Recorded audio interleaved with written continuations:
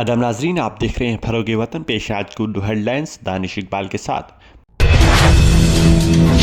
भारत की सियाहत की सलाहियत को बढ़ाने पर पोस्ट बजट वेबिनार से खिताब। वज़ीर-ए-आज़म नरेंद्र मोदी ने मुल्क में सियाहत को फरोग देने के लिए आउट ऑफ द बॉक्स सोच और तवील मुद्दी मनसूबेबंदी पर जोर दिया। जम्मू कश्मीर के 5 अजला में बर्फानी धोते गिराने की वार्निंग जारी। जम्मू श्रीनगर कौमी शाहरा पर मरम्मत और देखभाल के लिए ट्रैफिक मुअत्तल।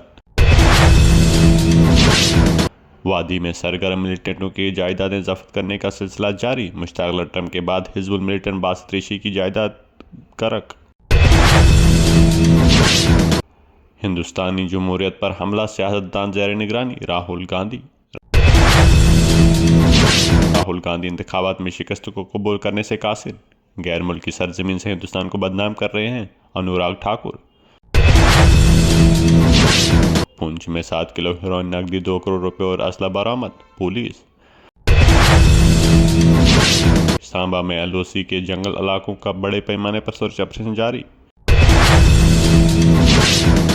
नाजरीन, इसी के साथ दीजिए अपने मेज़बान दानिश इकबाल को जब आप देखते रहे फरोगे वतन। हमारे यूट्यूब चैनल को सब्सक्राइब और फेसबुक पेज को फॉलो करना ना भूलें। अल्लाह हाफिज़।